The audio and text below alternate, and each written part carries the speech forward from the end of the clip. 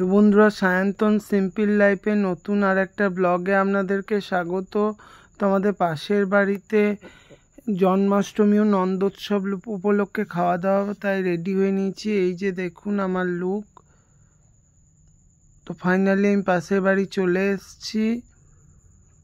তো দেখুন আমি ঢুকছি। এই যে প্রচণ্ড ভিড়, সামনে খুব সুন্দরভাবে বেলুন দিয়ে সাজিয়েছে এবং পাশে খাবার টেবিল সাজানো আছে। এই যে দেখুন বন্ধুরা, কীর্তন চলছে। এগুলো আমি দিইনি, এগুলো একটু মিউট করে দিতে হয়েছে কপিরাইটের কারণে।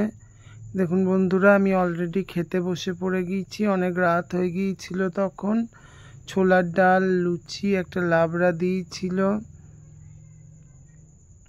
খেতে ভালোই লাগছিল, ঠিকঠাকই। ঠাকুরের ভোগ সবসময় টেস্টি লাগে। তারপর আমাদের জল দিতে একটু লেট করছিল, তাই আমরা বলছিলাম সবাই মিলে। এই দেখুন পাশের দিচ্ছে, পাড়ারই ছেলেরা সব।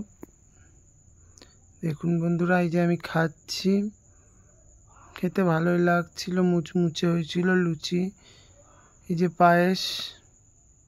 ফাইনালি বন্ধুরা দেখতেই পাচ্ছেন আমি বাড়ি চলে এসেছি। তো আজকের মতো ব্লগটা এখানেই এন্ড করলাম। ভালো থাকবেন সবাই, সুস্থ থাকবেন। দেখা হবে পরবর্তী নতুন আর একটা ব্লগে।